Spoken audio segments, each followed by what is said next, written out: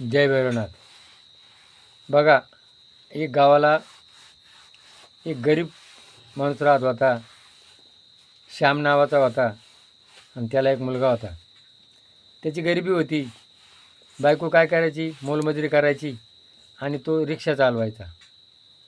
आणि रिक्षा चालवून तो मुलाच्या शिक्षणाला खेड्यात राहत होता आणि तालुक्याचं गाव होतं. तालुक्याच्या गावात त्यांनी मुलाला पाठवलं.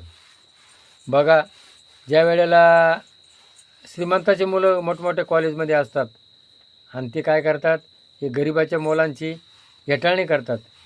यांचे कपडे चांगले नसतात, यांच्याकडे इंटरनेट मोबाईल नसतो आणि मग हेटाळणी करतात. तर याच्याकडे साधा मोबाईल होता आणि मग घरून जर फोन आला तर तो मोबाईल घ्यायचा, त्याला लाज वाटायची, तो फोनच उचलत नसे. आणि मग त्यांनी सांगितलं, मला मोठा फोन पाहिजे. अरे बाबा, आम्ही व्याजानं पैसे काढतो तालुक्याच्या ठिकाणी येऊन आणि तुला शिक्षणाला पुरवतो. आणि आता तरी त्यांनी आईनं तिचे डाग मोडून गळ्यातलं मंगळसूत्र मोडून आणि त्याला इंटरनेट मोबाईल घेऊन दिला. आणि मग तो त्याच्या श्रीमंतीचं आवाहन करू लागला. आज काय झाले, प्रत्येक मुलगा माणसं बाई प्रतिष्ठा दाखवू लागली आणि ती प्रतिष्ठा त्यांनी दाखवायला लागल्यानंतर मग या बापाला सांगितलं, इकडे यायचं नाही म्हणून, कारण याचे फाटके कपडे आणि त्याला लाज वाटायची, त्याच्यामध्ये बापाची लाज वाटायची. आणि मग त्यांनी एक श्रीमंताच्या मुलीबरोबर प्रेम केलं आणि मग आपण मुलाला भेटायला जाऊ. तर मुलानं सांगितलं, इकडे यायचं नाही, आई मरण पावली, राहिला एकटा बाप. मग बापानं काय केलं, घर विकलं. घर विकून ते कर्ज काय फिटाना.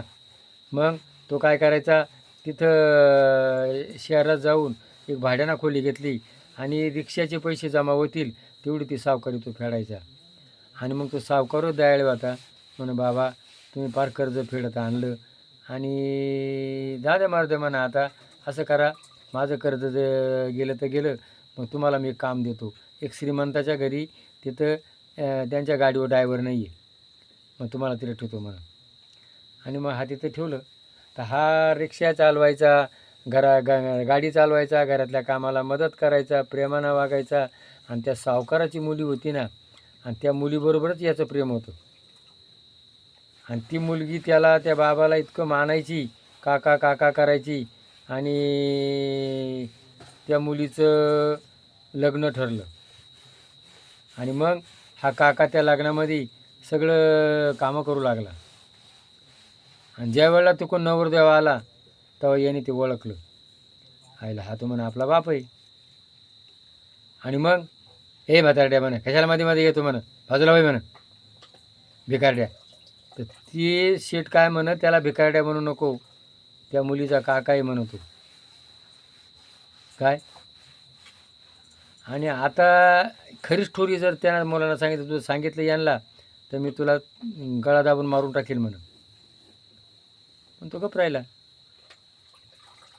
नंतर ज्या वेळेला त्यांना कळलं का हा मुलगा जो आहे हा या बाबाचाच मुलगा आहे आणि यांनी एवढी कर्ज काढून याला शिक्षण केलं, याला मोठं केलं.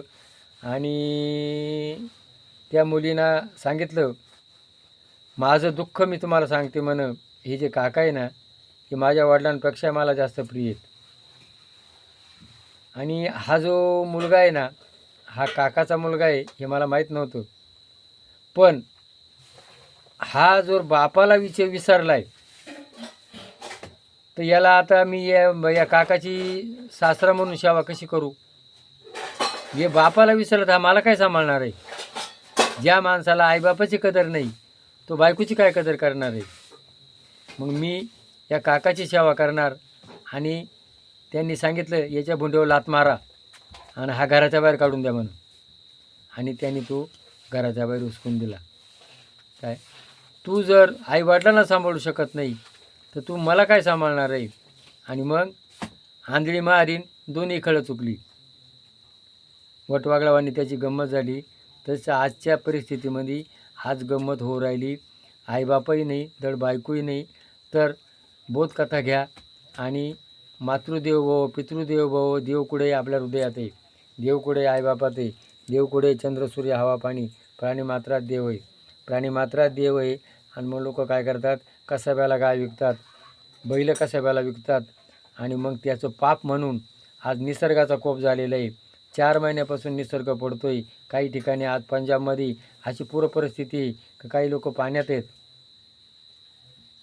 काय, आणि काही पिकं सगळे पाण्यानं खराब झालेली आहेत. आणि अशा परिस्थितीमध्ये उन्मत्त मानवाला कोण आकळतो? निसर्ग. तर म्हणून उन्मत्त बनू नका. दया क्षमा शांती ते भगवंताची वस्ती. म्हणून या पितृपंधरवड्यामध्ये आपण उपदेश धरा आणि याचा बोध घ्या. जय भैरवनाथ.